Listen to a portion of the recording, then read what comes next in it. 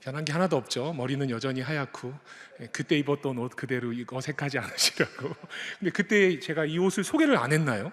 안 한 것 같아요. 그죠? 네, 오늘 소개하겠습니다. 제가 예의 없이 온 게 아니고요.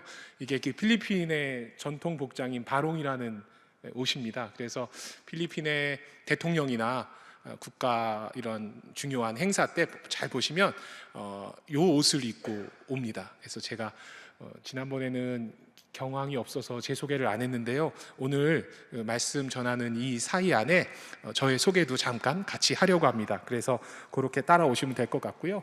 제가 오늘은 딱 정확히 40분에서 45분 사이에 말씀을 마칠 건데, 오늘 제가 아까 일찍 와가지고 전영아 장로님이랑 이렇게 식사 교제하는데 이거를 하나 이렇게 가져오셨어요. 지난번에 로제타 선교사님 이야기했던 거에 큰 마음의 울림이 있으셔서 그분을 기념해서 했던 음악회 이야기, 그리고 또 여기에 이제 사모님께서 공로상 수상하셨던 내용도 같이 있는데, 근데 오늘은 또 한 권을 더 가져오셨는데 요 분을 가져오신 거예요. 그래서 저는 백 목사님이랑 장로님이랑 뭔가 소통이 되어 있어서 저에게 힘을 주시려고 그러는 줄 알았어요. 근데 전혀 모르시고 오늘 제가 소개할 선교사님 가정이 이 가정이거든요.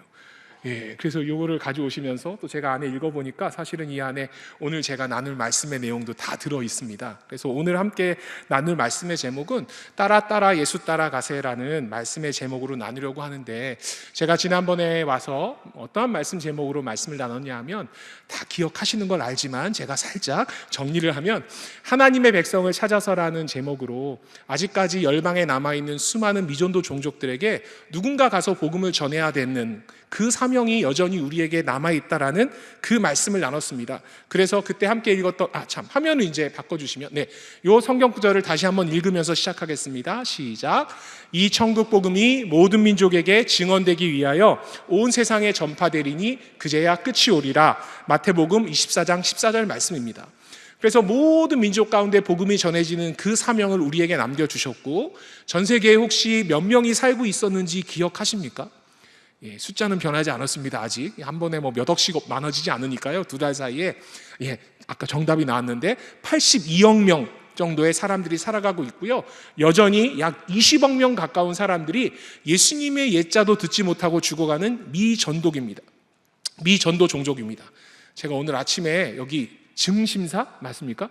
예, 그 아랫자락에 있는 교회에 가서 오전에 설교를 하고 잠깐 오후에 교제하고 여기 왔는데 저는 지하철로 내리면서 그 증심사 그 지하철역이지 않습니까? 저는 근처에 절이 있는 줄 알았어요.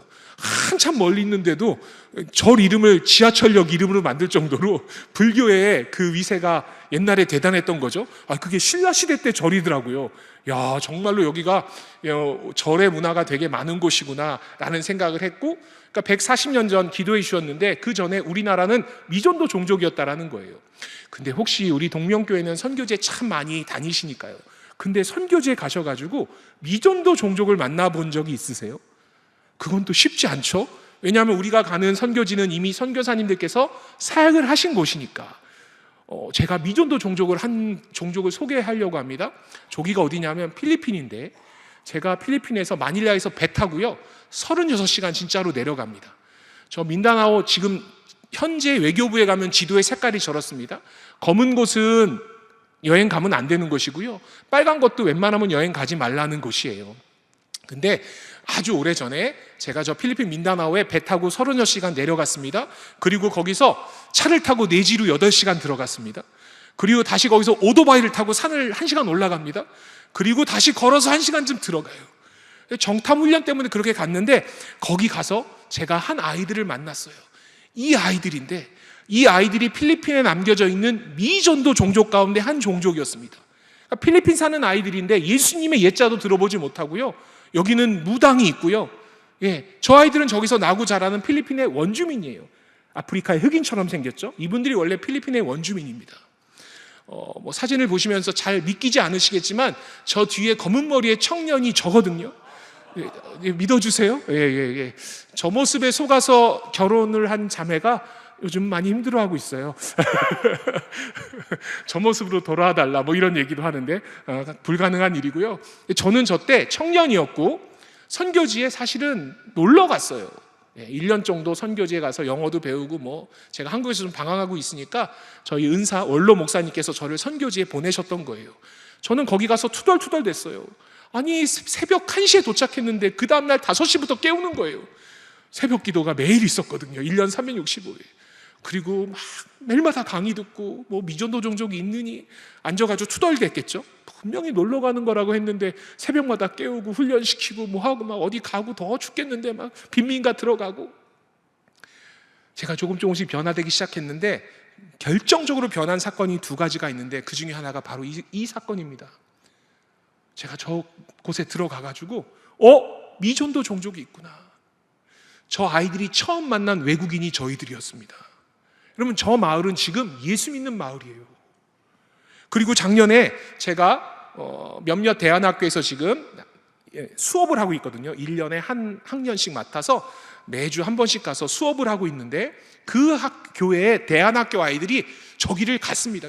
작년에 가서 찍어온 사진입니다. 그래서 이 아이들이 이 마을에 갈 때 어떻게 갔나 보십시오. 제가 탔던 오토바이랑 20년이 지났는데 아직도 변하지 않았어요.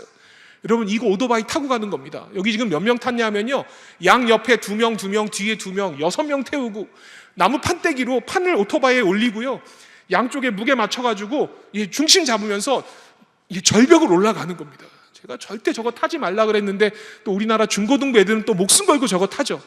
그래야 또 갔다 와서 뭐 그 오토바이를 안 탔으면 선교한 게 아니느니 뭐 이러고 있는데, 저 아이들이 가서 묵었던 곳이 뭐 제가 갔던 지역은 아니지만 바로 이 종족 마마누아라는 소수 부족이 예배드리는, 지금은 교회가 있으니까요, 예배당입니다. 여기가. 여러분, 저 아이들이요, 지금 보면 둘째 줄에 있는데 요 아이들인데, 이 아이들이 작년에 다녀온 거죠. 이 아이들이요, 저곳에 가가지고 저 마을에서 이틀을 자는데 어디서 잤을까요? 저 마을에서 제일 건물이 좋은 데가 이 예배당입니다. 그렇죠? 흙바닥에서 자는 거예요. 매트리스 깔고 저기서 잡니다. 근데 놀라운 거는 저 아이들 10명인가 11명이 갔는데 갔다 와서 4명의 아이가, 뭐 다른 아이도 마찬가지고요, 저 선교사가 되고 싶어요. 왜냐하면 이 교회도 선교 열심히 하는 교회거든요. 그러니까 아이들 저런 데 보내죠. 민다나오 땅에. 근데 저 아이들이 그렇게 많이 선교지를 갔는데 미전도 종족은 처음 바라본 거예요. 아, 미전도 종족이 남아있구나, 누군가 그들 가운데 가서 복음을 전해야 되는구나 라는 것을 깨닫게 된 거죠. 전 세계에는 여전히 수많은 미전도 종족들이 살아가고 있습니다. 그래서 우리는 어디로 가야 되는가에 관한 고민이 있습니다. 하나님 백성을 찾아서 가는 게 맞는데 어느 방향으로, 어떠한 방법으로 가야 되는지가 중요한데, 사실은 그 방법은 선교사 예수님 되셨던, 오늘 아까 기도해 주시면서 그는 근본 하나님의 본체시나 하나님과 동등됨을 취할 것으로 여기지 않으시고 그 빌립보서 2장 말씀으로 기도해 주셨는데요, 예수님의 그 가신 그 길을 한번 따라가 보려고 합니다. 그래서 오늘 말씀의 제목이 따라 예수 따라가세요. 오늘 우리가 함께 읽은 성경은요, 우리가 너무너무 잘 아는 성경 구절입니다. 많은 교회들이, 특별히 선교하는 교회들은요, 이 3가지에 집중합니다. 그죠? 가르치고 고치고 전파하는 것, 여전히 선교의 중요한 핵심입니다. 선교지에 가서 이 일을 해야 되는 거예요. 교회를 세우고 학교를 세우고 병원을 세워서 그들에게 복음을 전하는 통로로 이것을 사용하는데, 저는 오늘 조금 다른 걸 보려고요. 예수님께서 제자들에게 진짜 가르쳐주고 싶으셨던 건 가르치고 전파하고 고치는 일이 아니었어요. 예수님은 그것보다 그 일을 하기 위해서 먼저 하셨던 일이 있습니다. 노란 글씨 새롭게 올라온 거, 밑줄 긋은 것만 같이 읽겠습니다. 시작. 두루 다니사 무리를 보시고 불쌍히 여기시니. 예수님께서는요, 그들을 가르치고 고치고 전파하기 위해서 먼저 하셨던 게 뭐냐면 두루 다니셨다라는 거예요. 복음서를 읽어보십시오. 이렇게 되어 있습니다. 예수께서 모든 마을, 도시와 마을을 두루 다니사 그들을 뭐하니까요? 바라보시니 긍휼한 마음이 드셔서 가르치고 고치고 전파하셨다는 거예요. 가자마자 가르치고 고치고 전파하는 것이 아니라 우리는 먼저 가서 그들을 바라봐야 되는 것입니다. 예수님의 공생의 삶이, 이건 뭐 신학자들이 하는 얘기가 아니고요, 제가 혼자 묵상하면서 예수님의 공생의 삶은 왜 30살 되시면서였을까? 예수님은 철저히 그 청년의 시절을 그들을 두루 다니시면서 그들을 바라보시고 그 시기를 보내셨던 게 아닌가 혼자 생각해 봅니다. 예수님께서 열심히 다니셨어요. 두루 다니시는 예수님이셨고요, 그리고 무리를 바라보셨던 예수님이셨고요, 그때 긍휼한 마음이 드셨던 거예요. 그래서 그들에게 다가가기 시작하셨습니다. 그리고 우리에게 이렇게 명령하시죠. 너희도 내가 성령을 너희에게 보낼 거야. 그러면 너희가 예루살렘과 온 유대와 사마리아 땅끝까지 가서 내 증인이 되어야 하는데, 땅끝까지 가서 증인되는 그 삶 가운데 먼저 우리가 선교지에 가서 해야 될 것은 뭐냐면 그들을 두루 다니면서 그들을 바라보는 일이 필요합니다. 그리고 그때 긍휼한 마음을 주셨을 때 그때 우리가 복음의 통로가 되어야 되는 거죠. 아까 교제하면서도 그런 말씀을 나눴었는데, 한국교회가 선교를 너무 잘하는데요, 우리 농명교회는 안 그렇겠지만 교회가 선교하러 갈 때 너무 많은 걸 준비해서 가세요. 제가 출석하는 교회, 제가 이제 협동 목회자로 되어 있는데, 제가 이번에도 제가 출석하는 교회 선교학교 할 때 그 얘기했습니다. 너무 준비해 가지 마세요. 예, 저희 교회도 뭐 인형극, 뭐 풍선 아트, 뭐 발표 댄스 뭐 많습니다. 4박 5일 동안에 그거 하기 바빠요. 그래서 제가 이번에 요 본문으로 말씀 전하면서 이렇게 워워워 이렇게 하면서 먼저 가시면 바라보십시오. 그리고 우리의 영역 가운데 그들을 초대하는 거 말고 그 현지인들의 영역 가운데 좀 들어가 주세요. 들어가야 보이거든요. 들어가지 않고 우리도 마찬가지잖아요. 우리 집에 있으면 내 모습이 다 보이잖아요. 제가 교사대학 같은 데 가면 그 얘기 하거든요. 선생님 반 아이들이 선생님 집에 와서 라면 끓여 먹고 한 적 있나요? 거의 없습니다, 요즘은. 밖에서 피자 사주죠. 그러고 끝내는 거예요. 왜냐하면 아이들 오면 청소해야 되고 뭐 복잡해요. 그리고 집에서의 모습을 보여줘야 되는 상황들이 생기게 되는 거죠. 근데 예수님은 우리들의 삶의 터전 가운데 오셨어요. 왜요? 우리를 바라보시려고요. 그 일을 위해서 두루 다니셨던 거예요. 그 예수님의 그 삶을 따라서 우리가 따라가야 되는데, 오늘 그 세 가지 영역 속에서 보려고 합니다. 그래서 말씀의 제목은 우리가 그 예수님의 선교의 이야기를 우리나라 가운데 어떻게 선교사님들이 삶을 살아냈는지. 예수님이 두루 다니셨잖아요. 우리나라에 오셨던 분도 귀한 선교 사역 하신 분은 두루 다니셨어요. 그 대표적인 분이 이 스크랜턴이라는 선교사님 모자인데, 그 이야기를 하려고 합니다. 그러면 여전히 이 고대 근동에서 시작됐던 십자가의 복음이 모든 열방 가운데 전해지는 게 세계 선교의 역사입니다. 지난 2달 전에 나눴던 이야기를 짧게 정리할까요? 우리나라에 복음을 모르고 있었습니다. 예수님께서 모든 민족으로 가라라고 말씀하셨을 때 우리나라는 무슨 시대였다고요? 삼국시대였습니다. 그러니까 막 증심사 이런 거 있는 겁니다. 372년에 불교가 들어오고요, 고려는 승불정책 쓰고 조선은 승유정책 쓰고 5,000년의 무속신앙 가득하고. 근데 이 빨간색 타임라인은 제가 꼭 외워달라고, 권사님, 장로님 이 연도는 꼭 외워주세요 부탁드렸는데 몇 년도일까요? 감사합니다. 그래서 제가 계속 올 수 있어요. 이번엔 꼭 외워주세요. 1885년 한 번만 따라해 주세요. 1885. 필요하면 집 비밀번호도 바꾸셔야 됩니다. 1885로 바꾸셔야 돼요.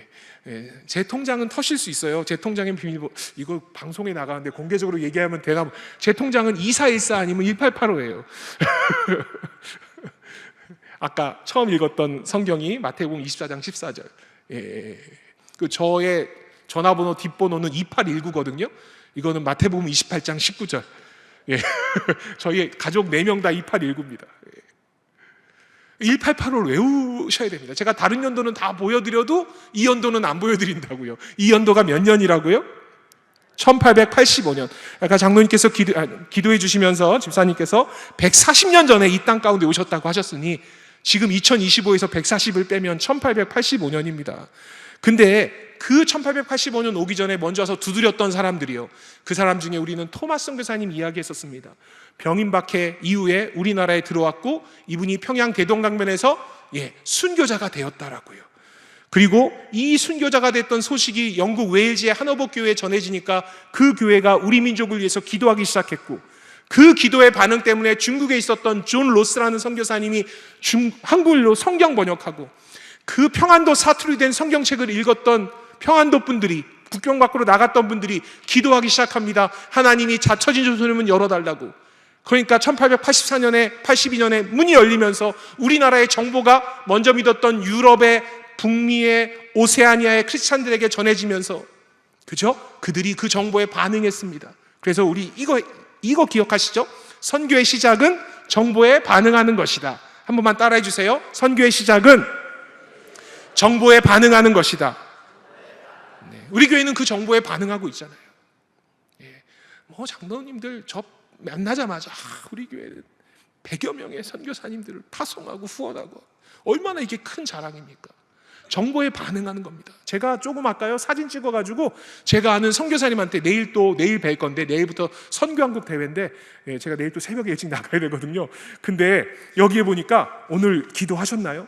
예, 여기 선교 기도 제목에 공베드로 선교사님이 있습니다. 예, 이번 선교한국 대회 프로그램 위원장이시거든요. 제가 사진 찍어가지고 선교사님, 동명교회가 선교사님이 있어 기도하고 있습니다, 그렇게 카톡 보내드렸어요. 내일 만나면 이제 또 그 얘기 하실 거예요. 이렇게 수많은 선교의 정보에 반응하고 있다는 거예요. 그때 전해졌던 정보가 이거였습니다. 이 정보를 함께 읽도록 하겠습니다. 시작. 지금 조선은 1300만 민족이 복음에 관하여 듣지도 못한 채 가난과 질병과 학대 속에 쓰러져 가고 있습니다. 그 나라가 드디어 작년에 문호를 열었습니다. 주님은 여러분 중에 누군가 조선 민족을 위해서 선교사로 갈 것을 부르고 계십니다. 이 이야기를 듣고 수많은 선교사들이 우리나라에 찾아왔던 겁니다.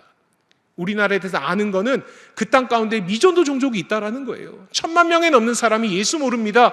하나님께서 그 백성 사랑하셔서 나는 그 백성 가운데 가겠습니다, 우리나라에 찾아옵니다. 쉽지 않은 여정이었죠. 전 지난주에 나주에 있는 공산 면에 있는 아이들 14명이랑 선생님들 7명 해가지고요, 어디 갔다 왔냐면 중국 장천으로 들어가가지고 연변, 용정, 연길 용정 다니면서 거기 선교 역사가 가득하거든요.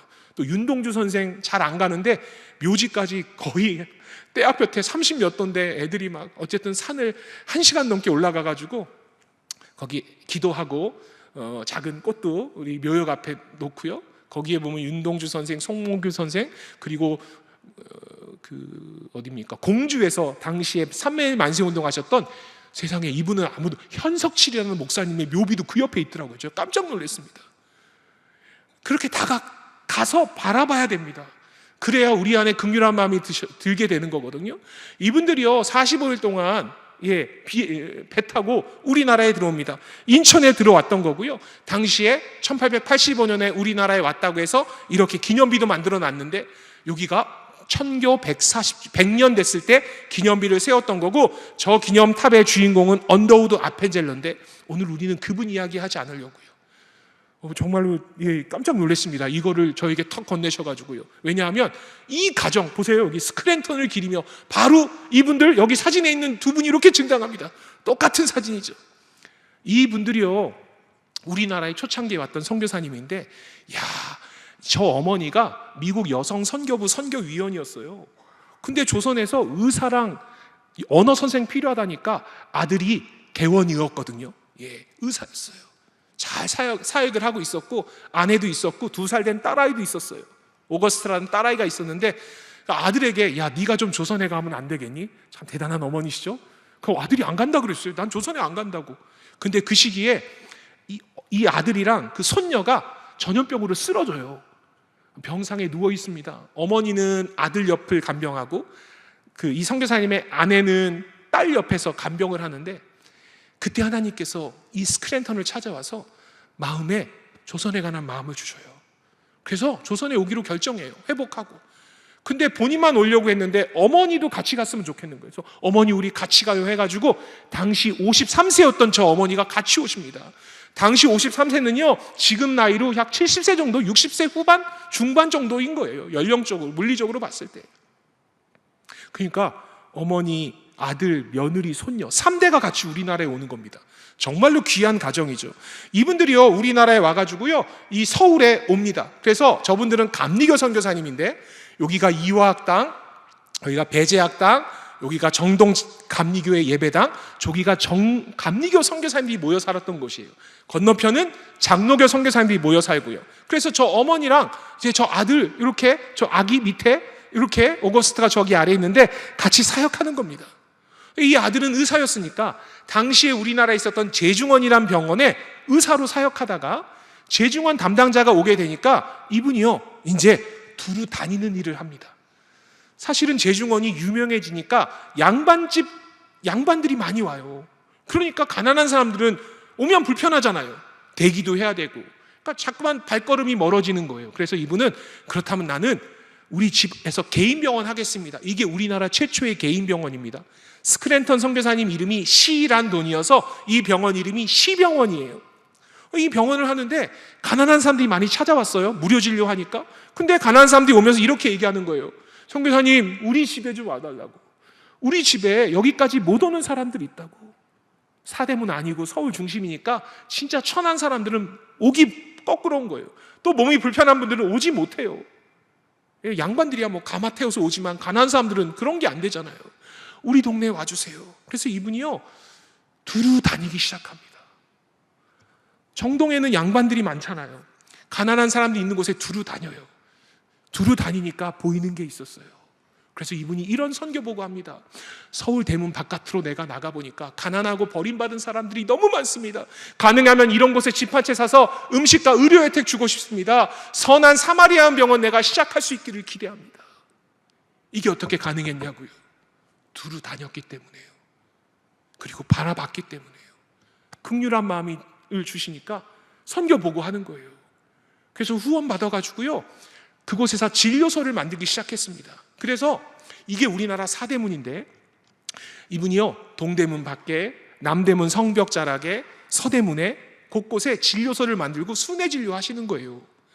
근데 우리나라는 옛날에 저렇게 대문과 소문이 있었습니다. 근데요 저 광희문, 저기 남소문인데 지금 광희문 교회라는 교회가 지금도 있거든요. 남소문과 서소문은 특별한 기능이 있는 문이었습니다. 느헤미야서를 보면 그 3장, 2장, 3장의 그 성벽 재건할 때 보면 성벽에 뭐 문이 있잖아요. 뭐 분문이다, 양문이다 뭐 있는 것처럼 우리나라 남소문과 서소문은 당시 무슨 문이었냐 하면 시구문이었습니다. 성 안에서 누군가 죽으면 장례 치르고 사대문 안에는 묘를 못 만드니까 시신을 밖으로 내가던 문이 남소문과 서소문이었는데 남소문은 양반집 또 족보가 있는 평민 이런 사람들의 유해가 밖으로 나갔습니다. 근데 서쪽은 어떤 사람들이 나가냐면 족보도 없는 천민들, 묘를 쓸 수 없는 사람들, 서대문 밖에 언덕에다 갖다 버리는 거, 가매장하는 겁니다. 근데 선교사님이 서대문 밖에다가 서서문 밖에다가 진료소를 만들고 보니까 매일마다 젊은 남녀가 젊은 사람들이 가마떼기에 뭘 싸가지고 울면서 나가는 거예요. 양반집도 그렇고 천민도 그렇고 뭔가 봤더니 어린아이가 죽었어요. 그 양반집 자제는 왜 남소문으로 안 나가고 서소문으로 나갔을까요? 왜냐하면 조선시대는 어릴 때 아이들이 너무 많이 죽어요. 10명이 태어나면 5명이 죽던 시대니까 아이들 이름을 안 지어줍니다. 2살, 3살 넘어가서 건강해지면 그때 이름 지어주는 거예요. 이름 지어주기 전에 아이가 사망하면 그 아이는 아직 사람이 아닌 거거든요. 이름을 안 올렸으니까 그 아이는 갖다 내다 버리는 거예요. 그래서 이 선교사님께서요 여기 보면 서쪽이 왜 어린아이들 그렇게 갖다 내다 버렸냐 하면 우리나라는 해가 지는 곳은 기가 새한다고 해가지고 서대문 바깥에 시신을 갖다 많이 버렸습니다. 그래서 거기에 어린아이들의 무덤이 정말 많았어요. 지금도 애옥의 탈춤이란 탈춤이 있는데 거기에 이런 노래가 있습니다. 이게 탈춤할 때 부르는 노래인데 어머니 아버지 왜 날 낳으셨소, 아버지 어머니 왜 날 버리셨소, 차가운 자갈밭에 돌짐을 지고 누워 하늘만 바라보 하늘만 바라보. 아이들을 갖다 내다 버려가지고요. 그래서 그 곡의 이름이 아이곡이에요. 그리고 서울에 이 아이곡의 이름으로 된 지하철역도 있습니다. 그리고 그 고개가 애옥이에요. 아이고개가 줄여서 된 말이 애옥이고 그 동네 이름은 지금 아현동이에요. 어린아이 아자에 옛날에는 고개 현자 썼어요. 어린아이를 갖다 내다 버리는. 이분이 거기 있으니까 두루 다니니까 그 모습을 보고 너무너무 마음이 아팠던 거예요. 그래서 이 선교사님이요 곳곳에 병원 세웁니다. 이게 시병원이라면요 여기는 남대문 성벽에 세웠던, 지금도 상동교회에 있습니다. 남대문 시장 옆에 이 상동병원이 교회가 돼서 이 모습이 되는 거고요. 동대문 언덕에 교회를 세웁니다. 진료소가 교회가 됩니다. 그리고 병원이 됩니다. 이 교회는 지금 밖으로 옮겼고 성벽 복원하면서 이화여자대학교 병원은 지금 마곡이라는 곳으로 거기도 옮겼습니다. 옛날에 그 자리에 있었던 거예요. 그리고 서대문 그 밖에다가 교회 세웠습니다. 이게 아현감리교회예요. 다음에 서울 오시면 이 아현동이 삼거리거든요. 연세대학교 신촌으로 가는 길, 그다음에 서울 종로 쪽으로 가는 길, 그다음에 마포대교 넘어가는 길인데 거기 서서 보시면 참 신기한 거 보이실 수 있어요. 거기는요, 특이하게 아현감리교회 100년 넘었죠. 아현장로교회도 있습니다. 아현성결교회도 있습니다. 아현침례교회도 있습니다. 구세군 아현교회도 있습니다. 다 100년 넘었어요. 무슨 일인가 봤더니요, 그곳에 너무 많은 사람들이 살아가니까 선교사님들께 두루 다니시다가 우리 이곳에 복음 전하려면 우리 함께 합시다 해가지고 수많은 선교사님들이 그곳에 터를 잡고 복음을 전하기 시작했던 거예요. 여러분, 이 스크랜턴 선교사님이 우리나라에 오지 않으려고 했었어요. 근데 하나님께서 그를 부르시기 위해서 그와 어린 자녀에게 아픔을 주셨었고 그 회복을 통해서 이 땅 가운데 오셔서 멋지게 사역하십니다. 이분은 감리교가 신사참배에 찬성하고 하니까요, 1907년에 아예 선교사직을 내려놓습니다. 나는 조선 사람을 사랑하지 않는 그들과 일할 수 없습니다 하고요. 그리고 중국에서 사역하고 조선에서 사역하고 말년은 그 일본 땅에서 사역하면서 일본 고베에 가면 공연묘지에 이분 묘역이 있습니다. 여러분, 이 선교사님이 우리나라 최초의 가난한 이웃들을 향한 병원을 했던 이유는 뭐냐면 두루 다니셨기 때문에 그 시작이 되었던 겁니다. 그리고 이 어머니는요, 이러한 고백을 합니다. 이거 오늘 우리 말씀과 또 이 내용과 똑같습니다. 우리가 거리로 나가면 여인들은 가까이 있다가 도망갑니다. 아이들은 목청껏 소리 지르며 막 서양 귀신 왔다고, 양귀자 왔다고 소리 지르면서 도망간다는 거예요. 여성들은 만나고 싶어도 만나기가 더 어려웠어요. 이분은 이렇게 기록해요. 메리 스크랜턴 선교사는 조선인들에게 더 가까이 다가가려고 노력했다. 만나야 교육이든 선교든 이루어지기 때문이에요. 만나야 선교가 이루어진다라는 거예요. 여전히 열방 가운데 다가가서 그들을 바라보는 일은 선교의 중요한 원리 중에 하나입니다. 여러분, 이게요, 우리나라 경국대전에 있는 관습법, 여성들에 대한 관습법이에요. 여자는 10살이 넘어가면 집 밖에 나가지 말고 집 안에서 바느질하는 거, 누에서 실 빼는 거죠, 양잡. 그리고 제사 차리는 거 배웁니다. 남자와 직접 대화 금지합니다. 노비를 통해서만 대화합니다. 우리나라 여성들은 10살 넘어가면 이제 여자아이들이 좀 여성스러워지니까 그때부터 분리해가지고요, 신부교육 시켜가지고 13, 14, 15, 16세 시집 보내는 거예요. 근데 이 말에 힌트가 있습니다. 여자가 10살이 넘어가면, 그러니까 10살 미만의 아이들은 길거리에서 뛰어노는 거예요. 가난한 집 애를 데려다가 학교하는 거예요. 해가 지면 우리나라 여성들이 이러고 나왔거든요. 저렇게 저거에 살짝 사진 찍으니까 한 거고, 이렇게 장옷 뒤집어 쓰고, 지체가 높은 분은 가마 타고 다니고. 우리나라 선교하는 거 쉽지 않았습니다. 예, 모슬렘들은 그래도 밖에 눈이라도 마주칠 수 있잖아요. 이건 뭐 가마 안에 들어가고. 권사님, 혹시 예전에 가마 요강이란 거 들어보셨습니까? 저는 박물관 가서 가마 요강이 뭔가 몰랐었어요. 근데 이 선교사님 보니까 가마 요강이 뭔가 봤더니 작은 요강이에요. 세상에, 가마 타고 다닐 때 요강도 가마 안에 넣고 다녔어요, 여성들은. 그래서 가다가 용변이 조금 필요하면 가마꾼들을 물리는 거예요. 너희 저리가. 그러면 그 안에서 용변을 보고 그 요강을 내놓으면 그걸 버리고. 와, 진짜 선교하기 어려웠습니다. 선교사님 말처럼 뭘 만나야 선교를 할 건데 열심히 다니셨던 거고, 그 아이들 데려다가 학교 시작하셨어요. 그게 이화학당이 됩니다. 내 아이 데려다가 학교 시작하셨던 거예요. 그리고 그 아이들 가르치는 초창기에 학교고요. 그리고 교실 안의 모습도 이렇게 볼 수 있습니다. 그리고 선교사님은요, 우리나라 여성 선교사 가운데 가장 먼저 서울에서 한강 이남으로 70세가 넘으셨는데, 권사님 70세가 넘으셨는데 건너가셔가지고요, 저 수원에 가면 이런 학교가 있습니다. 매향 중고등학교라고. 이것도 이 선교사님이 설립하신 학교예요. 77세에 이 땅 가운데서 돌아가실 때까지 멋지게 자신의 삶을 살아냈는데, 그 첫 번째 원리가 뭐냐면 예수님이 그러하셨던 것처럼 두루 다니시는 일이었어요. 두루 다니면서 바라보니까요, 긍휼한 마음을 주시면 그 다음부터는 나이, 나의 실력 이런 거 상관없습니다. 나에게 긍휼한 마음이 들어야 그들에게 다가가지 않겠습니까? 예수님께서 열심히 그 사역을 하셨어요. 복음서를 읽어보시면 예수님의 사역은 계속해서 모든 성과 마을을 두루 다니사 그 이야기가 반복됩니다. 우리가 보기엔 그 예루살렘 또 두로와 시돈 여기 요 정도의 영역일지 모르겠으나 열심히 그 예루살렘과 유대 지역을 다니셨던 게 예수님의 사역의 원리였습니다. 그리고 양화진에 선교사님 묻혀 계십니다. 이 선교사님 돌아가셨을 때 수많은 여인들이 어머니 어머니 하면서요, 조문하려고, 요역에 인사하려고 줄을 섰대요. 이건 이제 학자마다 여러 가지 설이 있긴 하지만 그래도 그냥 이 느낌만 아셔야 됩니다. 외국인 선교사님도 글을 써놨고요, 우리나라 선교학자도 글을 써는 게 있습니다. 이제 이거 기다 아니다 얘기하는데 충분히 그 의미를 이해하실 것 같아가지고요.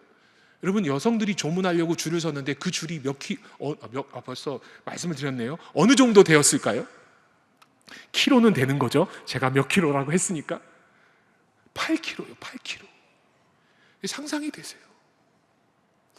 제가 묘원에서 이야기를 했는데 역시 중학교 아이들이 제일 무서워요. 어떤 아이가 실제로 손 들고 물어봤어요. 선교사님 이상하다는 거예요.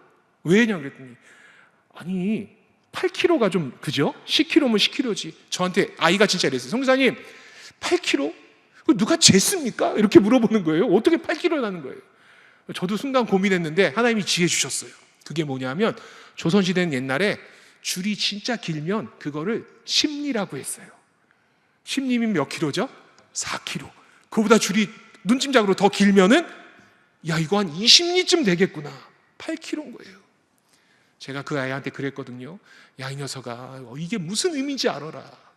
너랑 나는 이 다음에 죽으면 8m도 안 쓴다.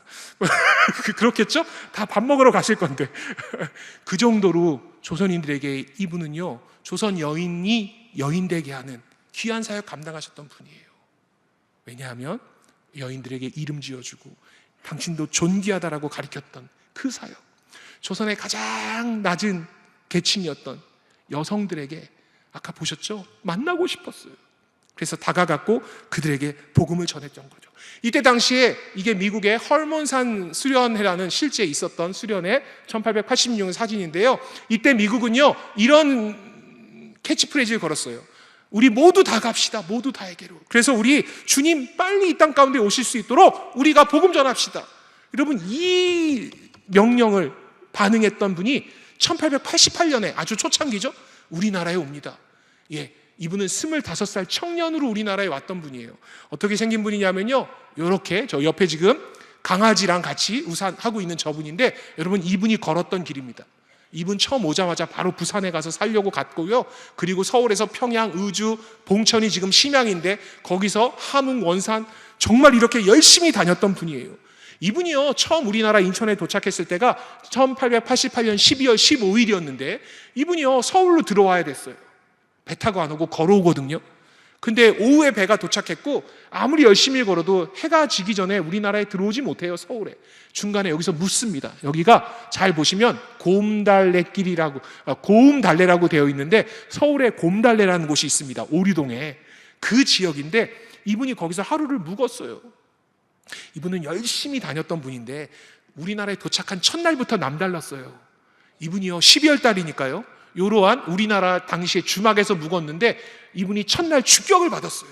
그래서 이후에 자기 선교 사역을 마무리할 때 글을 썼는데 실제 이날 사건 1888년 12월 15일 날 조선에서의 첫날 밤을 글로 기록해 놨습니다. 함께 읽겠습니다. 시작. 우리는 불이 방 밑에 흐르는 종이를 두루두루 발라 만든 조그만 방에 앉아 차를 마셨지요. 우리가 자는 방바닥은 밑에서 불길이 타오르는 그런 방이었어요. 살이 익다시피 하여 전혀 잠을 자지 못했습니다. 이분이 온도를 경험했습니다. 권사님, 우리는 또 손님 오면 손님은 어디로 모시죠? 아랫목으로 모십니다.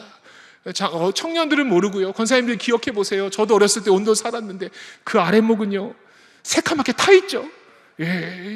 거기 얼마나 뜨거울게요. 더 충격적인 건 이분은 처음에는 이해 못했겠지만 옆에 누운 또 조선인은 거기 누워서 뭐라 그러겠습니까? 아, 시원하다. 근데 실제로 이분은 온도를 이후에 되게 좋아해요. 온도를 좋아합니다. 이분이요, 서울에 들어옵니다. 근데 서울에 들어와 보니까요, 여기 아까 봤던 이화, 그리고 여기 미국관청 이런 거 있습니다. 그러니까 선교사님들이 여기 다 모여 살았어요. 이렇게 다요. 초창기 선교사님 전부 다입니다. 이 젊은이 보십시오. 이분들에게 인사했겠죠. 선교사님, 선배님들 안녕하십니까? 카나다에서 온 게일이라는 선교사입니다. 잘 부탁드립니다. 했을 건데 이분 바로 선교사님들 미팅하고 끝나고 자기 누이 동생한테 캐나다에다 편지 썼습니다. 이렇게요. 나는 이렇게 외국인만 모여 사는 거 좋아하지 않습니다. 나는 이런 환경에서 빠져나갈 거예요. 그리고 초선인이 될 거예요. 여러분, 예수님께서 왕으로 오셔서 왕의 모습으로 이 땅 가운데서 그 사역 하실 수 있었어요. 근데 예수님은 의도적으로 가난한 이웃들에게 다가가십니다. 왜요? 제자들이 그 삶을 살아야 되니까요. 그렇게 다가가서 조선인이 되기로 작정했던 거예요. 겨울 지나고요, 봄에 저게 우리나라 최초의 교회라고 하는 황해도의 소래교회입니다. 배낭 메고 소래교회 가서 혼자 3개월간 조선인들이랑 같이 삽니다. 그러니까요, 누구보다 빨리 조선말을 했어요. 그래서 초창기에 성경 번역 위원도 됩니다. 그리고 찾아다녔잖아요. 서울 동대문 바로 앞에 연목골이라는 곳, 지금 거기가 종로구 연지동인데 가보셨을 거예요. 여전도회관 100주년 기념관 있는 거기가 옛날 장로교 선교부가 있었던 곳입니다. 거기가 옛날에 가파치들, 가죽, 무두장이죠. 가죽하고 하는 사람들이 살았던 곳이에요. 거기다가 이분이 교회에 개척했어요. 그게 종로 5가의 연동교회입니다. 두루 다니니까요, 긍휼한 마음을 주시니까 그들이 머문 곳에다가 교회를 개척하고 사역합니다. 조선 사람들에게요, 성경책 말고 좋은 신앙서적 알려주고 싶었어요. 그러니까 선교사님들이 성경 번역은 많이 했잖아요. 이분은 뭐 번역했는 줄 아세요? 이분이 번역한 책 제목 보여드릴게요. 철로역정을 번역하셨어요. 철로역정을 처음 번역해준 분이 이분이에요. 근데 철로역정에는 58장의 그림이 중요합니다. 저게 그 나그네가 전도여행 떠나는 그 철로역정의 그림인데, 이 철로역정을 번역했는데 그림을 저 그림 그대로 쓰면 조선 사람들이 저 그림 보고 이해할까요? 못할까요? 조선 사람 못하죠. 구두 신고 배낭 메고 저게 뭐예요? 그래서 선교사님은요, 우리나라 문화를 잘 아니까 김준근이라는 화백이랑 해가지고 저 그림을 바꿨습니다. 여러분, 저 그림을 어떻게 바뀌었나 한번 보십시오. 이거 보이십니까? 나그네가 괴나리 보침을 내려놓고요, 지금 천사 대신 누구 등장했습니까? 선녀 등장하고요. 이게 어떻게 가능하냐면 그들에게 다가가서 그들을 바라봤기 때문에 그들의 이야기를 듣는 거예요. 조선 사람들이 옛날 얘기하면 무조건 도깨비 얘기하고 선녀 이야기합니다. 이 뒤에 보면, 제가 시간이 없어 많이 뺐는데, 사탄 등장할 때 사탄은 뭘로 등장할까요? 도깨비로 등장합니다. 조선의 문화를 이해했기 때문에 그렇습니다. 그리고 조선에 다니니까요, 조선에 너무너무 재밌는 이야기가 많은데 그걸 외국에 알리고 싶었던 거예요. 여러분, 이분이 한글로 쓴 거고 영어로 타이핑 친 거예요. 이 책이 무슨 책인가 보세요. 다 아시는 책이에요. 여기 보면 이롬은 학교 심봉사, 이거 뭘까요? 심청전을 영어로 번역합니다. 이분이 번역한 책이요, 심청전, 춘향전, 홍길동전, 구운몽 이런 거를 영어로 번역해가지고요, 다음에 혹시 카나다 토론토에 가시면 토론토 대학교 도서관에 가서 이거 보여달라고 하면 보여줍니다. 필름으로 보여주든 원본으로 보여주든. 그리고 토론토 대학교 안에는요, 파고다 가든도 있습니다. 다니니까 바라보셨던 거예요. 그리고 이분이 번역했던 철로역정을 읽고 예수 믿은 분이 누구냐? 그분이 바로 저 아래쪽에 안경 쓰신 길선주 장로님, 목사님이 철로역정 읽다가 예수 믿은 분이에요. 그리고 이 길선주 목사님과 이 제임스 갓 게일 선교사님과 아주 중요한 사진 한 장을 남겨놓습니다. 이 사진은요, 신학교에서도 이걸 가르쳐야 되는데, 이 사진은 정말로 제가 보기에 정말로 중요한 사진입니다. 이게 어떤 사진인 줄 아세요? 선교사님의 첫째 아들 유아 세례받고 찍은 사진입니다. 그들 곁에 다가가고 그들을 바라보고 긍휼한 마음이 들어서 그들과 함께하면 이제는 그들을 세우는 일을 하는데, 이거 말씀드리고 나면 끝납니다. 잘 들어보십시오. 이 사진이 얼마나 중요한 의미인지. 저희 딸이 선교지에서 유아 세례를 받았습니다. 제가 필리핀 현지인 목사님한테 저희 딸 유아 세례를 받았을까요? 저희 모교회 담임 목사님이 선교지 방문하셨을 때 저희 딸아이 유아 세례를 받았을까요? 네?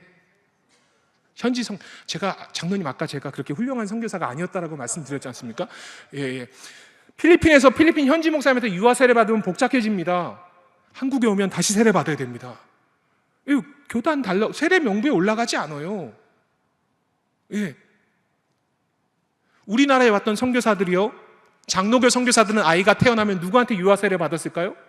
언더우드한테 받습니다. 감리교 선교사들이 아이가 태어나면 누구한테 세례 받았을까요? 아펜젤러한테 받습니다. 당시 다 그랬습니다. 그게 문화입니다. 지금도 그렇습니다. 근데 저 게이 선교사님 뭐 하는 거지 아십니까? 한국인 목회자가 세워졌으니까 목회자에게 주신 귀한 성례권을 우리 한국인들이 할 수 있도록 해주십니다. 그래서 당신의 아이의 유아 세례를 길선주 목사님에게 받고 기념사진 찍은 사진입니다. 선교의 주인공이었던 분이 돕론자로 뒤로 밀려나는 거예요. 예수님께서 선교의 주도자셨습니다. 부활하시고 나셔서요, 예수님 어떻게 한지 아십니까? 뒤로 한 발 물러나십니다. 그리고 제자들을 세우는 거예요. 너희들이 이제 내가 한 일을 할 수 있어. 너희들이 증인되어야 돼.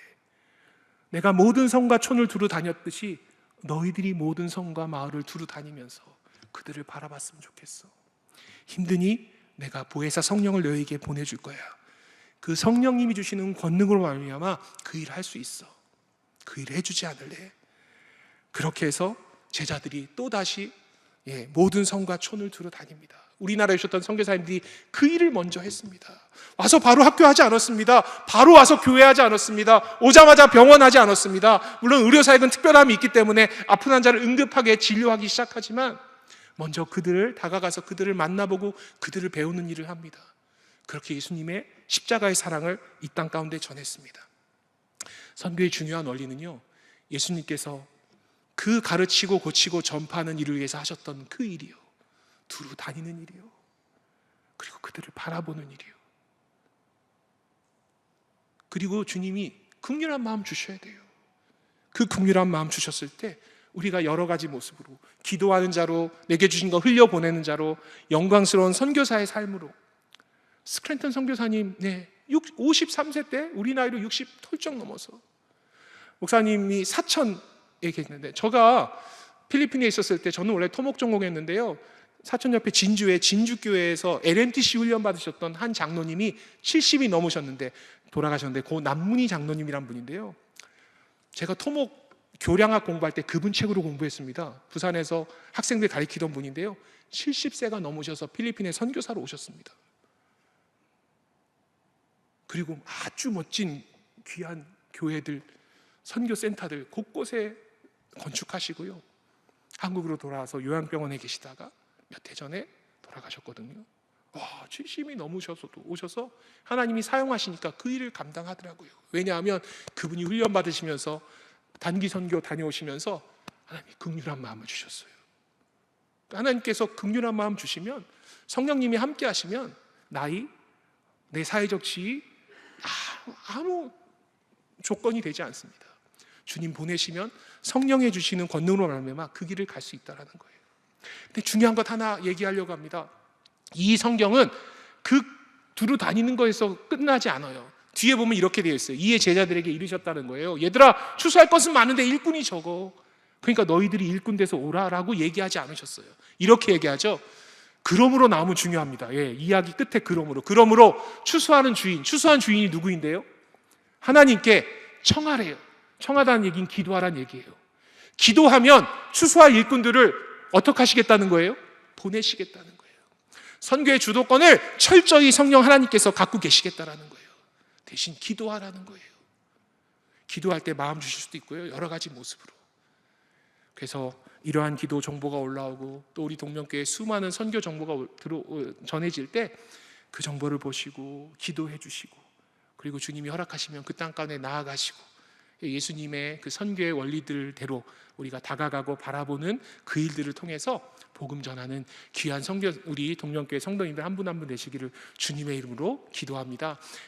그 걸었던 분이 평양 땅 가운데, 여기는 전주고요, 여기는 우리 가까이 있는 광주고요, 여기는 공주, 청주, 그 다음에 창원, 대구, 안동, 강원도 홍천, 그리고 서울이요. 수많은 선교사님들이 이 땅 가운데 오셨고요. 그들의 이야기를 전하고 나눌 때 전하는 전하 듣는 자에게 주님이 주시는 긍휼한 마음이 있습니다. 내가 너희를 위해서 독생자 아들을 보냈고 그의 땀과 눈물과 피쏟음을 통해서 내가 너를 복음의 증인 삼았어. 이제 네가 그 사역 감당해 주지 않을래? 140년 전 이 땅 가운데 와서 그렇게 두루 다녔던, 지금 우리 좀 편하게 다니는데요, 걸어서 말 타고, 자매 여성들은 가마 타고 다닌 적도 되게 많아요. 한 선교사님 이런 글 남겼어요. 가마 타고 나면 내 뼈마디 관절이 어디 있는지 아셨대요. 무슨 말씀인지 이해하시겠어요? 나오면 너무너무 힘든 거예요. 그 좁은 가마에 있다 보니까. 그렇게라도 가서 만나봐야 될 사람들, 그들이 아직 남겨져 있는 주님을 모르는 백성들이라는 것입니다. 그래서 우리가 따라 예수 따라 가야 합니다. 그 첫 번째요, 함께 읽겠습니다. 다가가는 이웃이 되어야 합니다. 그리고 두 번째요, 바라보는 친구가 되어야 됩니다. 다가가서 그냥 지나치시면 안 되고요, 바라보셔야 됩니다. 사마리아인처럼요. 그리고 마지막으로요, 긍휼함으로 기도하는 제자로서의 삶을 살아가는 우리들 되기를 주님의 이름으로 기도합니다.